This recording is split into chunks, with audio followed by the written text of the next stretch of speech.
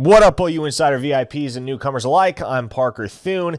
This is the second installment and first christened iteration of what we are now calling the Oklahoma Drill. Shout out to Corey Reedy for that outstanding name suggestion. So that's what we're calling this series today. We're going to be breaking down each of Oklahoma's matchups in the 2022 regular season and assigning them a degree of difficulty. So traditional 1 to 10 scale, 1 being least difficult, 10 being most difficult. We're just going to go game by game here. So let's dive in with the non-conference slate. September 3rd, 2022, Oklahoma opens the Brent Venables era by hosting UTEP at Owen Field. Now, UTEP actually had a pretty decent season last year, but they did lose several of their contributors, key contributors at that, on both offense and defense to the transfer portal. So not a whole lot of intrigue here. I'm not expecting the Miners to put up much of a fight. I'm assigning this a 1 out of 10. Much the same feeling about Kent State. I mean, it's Kent State on the road in Norman, Oklahoma. That won't be a contest. 1 out of 10 there as well. This road trip to Nebraska on September 17th is where things get interesting because no, Nebraska has not been a very good football team as of late. But it's going to be Oklahoma's first road trip under Brent Venables, and there's just something about a rivalry setting, particularly with this game being played in Lincoln, where there will be 90,000 ardent Husker fans in attendance ready to release their red balloons the second the Cornhuskers score a touchdown.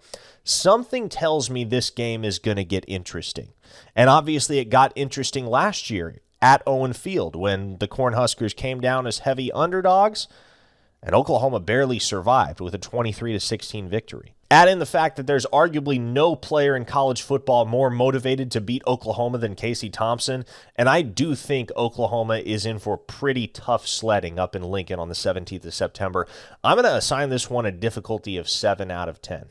Just because, again, you never know what can happen in these rivalry series. And you can argue that this particular rivalry series, Oklahoma versus Nebraska, was the biggest rivalry in college football for 30, maybe even 40 years. The Sooners host Kansas State the following week, September 24th, and this is a team that has been a thorn in Oklahoma's side as of late.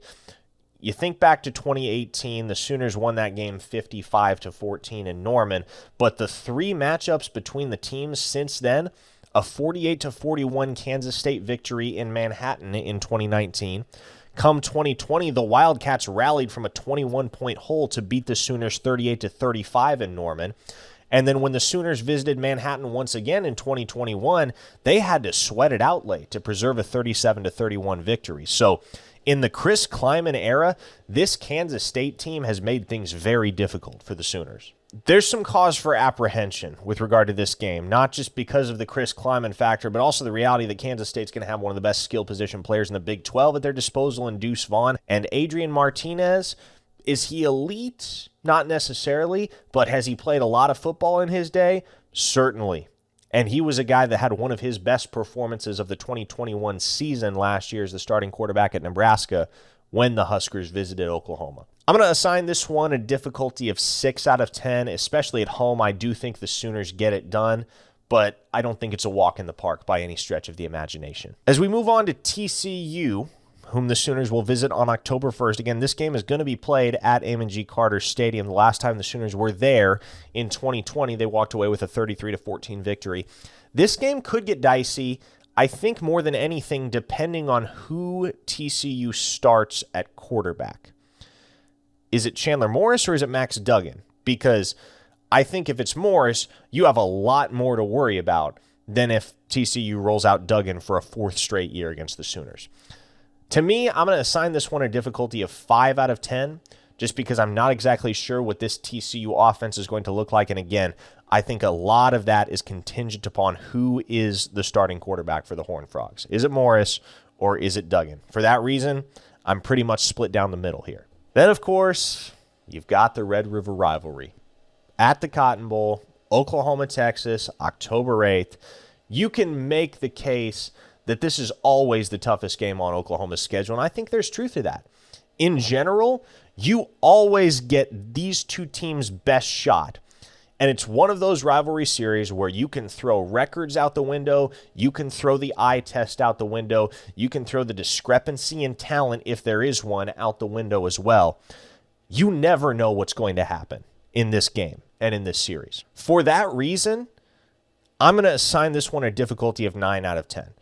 And I say that not because I think Texas is going to be a particularly good football team in 2022. I think there are a lot of question marks at every level for that organization. But I also think if there's one game where you can expect Texas to bring the fight and you can expect the Longhorns to hit the opposition with their best shot, it's this football game right here. October 15th, the Sooners host Kansas. It's Kansas. And yes, somehow Oklahoma struggled with this football team a year ago, but what does it say about the state of Kansas football that the Sooners played arguably their worst game of the season and still won by double digits? I'll give this a 2 out of 10 just because I do think that this program is headed in the right direction under head coach Lance Leipold. And I do think you'll see a little bit of fight from the Jayhawks. But the sheer amount of talent that Oklahoma has compared to the lack thereof for the Jayhawks is too big a chasm to overcome. The Sooners get a bye the following week, and then they get a Thursday night matchup against Iowa State in Ames on October 27th. And I don't know if that's being talked about enough, the fact that this game is going to be played on a Thursday. That has a chance to be very disruptive to this team's rhythm. And naturally, you can say the same for Iowa State, but the reality of the situation is that particularly going on the road after an irregular week of practice, that can cause problems for a team. And so with what Iowa State is losing personnel-wise, I'm not particularly worried about this game, but if there is a trap game on this schedule, I think it's this Iowa State game because it's coming on the heels of a bye and on the heels of an irregular week of practice. I'll assign this one a 5 out of 10. November 5th, the Sooners come back home, and they host the team that ended their unbeaten run last season at 9-0, and that is the Baylor Bears. I really don't know what to think of this Baylor team because it appears that the expectations for them heading into 2022 are fairly low. A lot of the over-under predictions that I'm seeing for Baylor are right around 7.5 wins.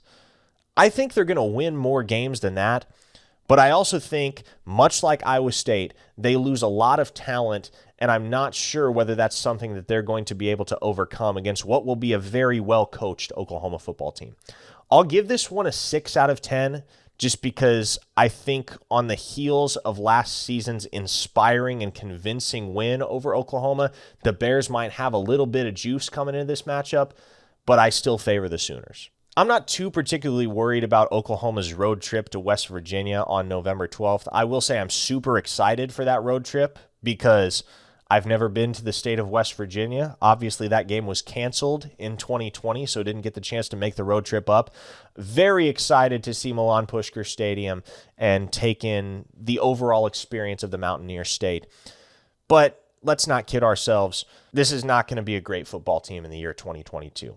I'll give this one a difficulty of 3 out of 10 for Oklahoma. This is a game that they should win and win convincingly. Senior day for the Sooners falls on November 19th against Oklahoma State. Obviously, the Cowboys got the better of the Sooners in Stillwater to close out the 2021 regular season and to close out the Lincoln Riley era with that 37-33 upset victory that knocked Oklahoma out of the Big 12 championship game for the first time since its reinception in 2017.